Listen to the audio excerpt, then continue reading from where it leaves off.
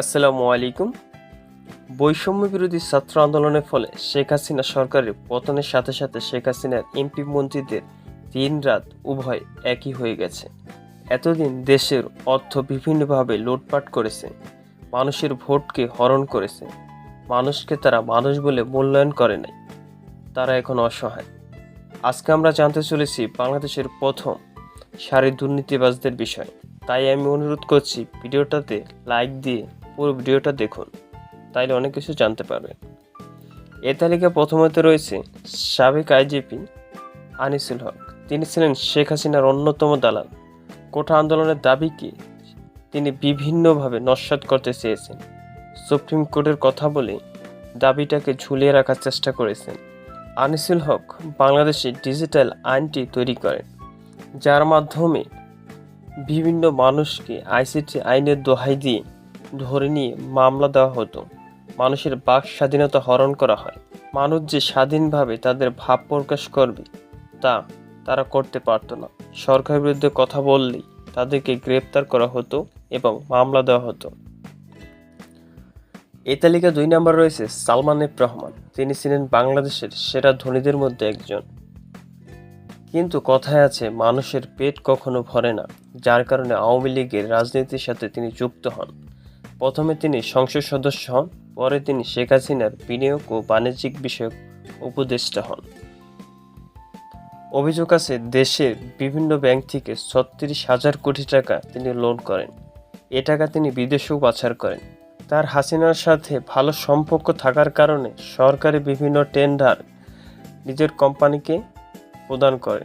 যেমন করোনা চলাকালীন সময় ভ্যাকসিনের টেন্ডারটা তিনি নিজের কোম্পানিকে দেন।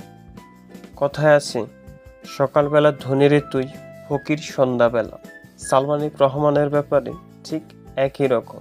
ঢাকার সদরঘাটে নৌকায় করে পালাতে গিয়ে তিনি ধরা পড়ে যান। তিনি আর আনিসুল হক দুজনেই ধরা পড়েন। প্রথমে আনিসুল হক ধরা পড়লে তিনি বলেন, আমার সাথে সালমান এফ রহমানও আছে। বন্ধুই বন্ধুর শত্রু। এই ব্যক্তিকে কঠোর শাস্তি দেওয়া প্রয়োজন, যার ফলে আর কেউ এই ধরনের কাজ করার মতো সাহস না পায়।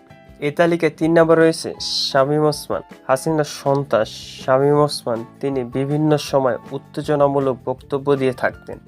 নারায়ণগঞ্জ সহ আরও কিছু জেলায় তার আধিপত্য বিস্তার ছিল। তার নেতৃত্বে মাদক, খুন, গুম সহ বিভিন্ন ধরনের অবৈধ কাজ করতেন। শামীম ওসমান বিভিন্ন জনসভা ও টকশোতে হাসিনার দালালি করতেন। সকল দোষ বিরোধী দলের উপর চাপিয়ে দেওয়ার চেষ্টা করতেন। তবে শুনে মনে হতো যে তাকে কিছু করার মতো কেউ নেই। কিন্তু শেখ হাসিনার দেশ ছেড়ে পালিয়ে যাওয়ার পর তিনি এখন পলাইছেন, তার কোনো খোঁজ খবর নাই। তার মতো সন্ত্রাসদের কঠিন বিচার দাবি করে। 4 নম্বর রয়েছে হাসান মাহমুদ। তিনি ছিলেন সরকারের সাবেক বন ও পরিবেশ মন্ত্রী। তারপর তিনি হয়েছেন তথ্যমন্ত্রী। তারপর তিনি সর্বশেষ হয়েছেন পররাষ্ট্রমন্ত্রী। ডক্টর হাসান মাহমুদ ছিলেন চরম এক চাপাবাজ ব্যক্তি। এই ব্যক্তি হাসিনার অন্যতম দালাল হিসাবে ছিলেন। সরকারের বিভিন্ন গুরুত্বপূর্ণ জায়গায় থাকার পরও তিনি নির্দ্বিধায় মিথ্যা কথা বলতেন।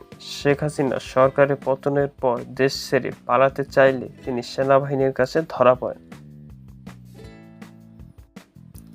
এ তালিকায় 5 নম্বর রয়েছে জোনায়েদ আহমেদ পলক। জোনায়েদ আহমেদ পলক যে কোন ধরনের মানুষ ছিলেন তা আপনারা ভালোভাবে জানেন।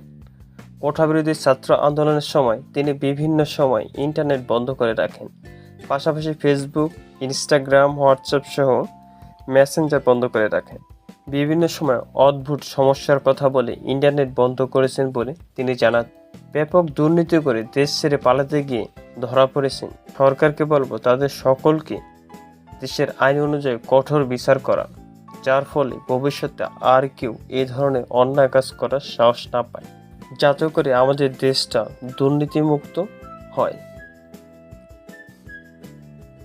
কাজে আমাদের ভিডিওটা কেমন লাগলো অবশ্যই কমেন্ট করে জানান এবং অবশ্যই আমাদের চ্যানেলটাকে সাবস্ক্রাইব করুন, পাশে থাকুন। সকলে ভালো থাকবেন, সুস্থ থাকবেন। আল্লাহ হাফেজ।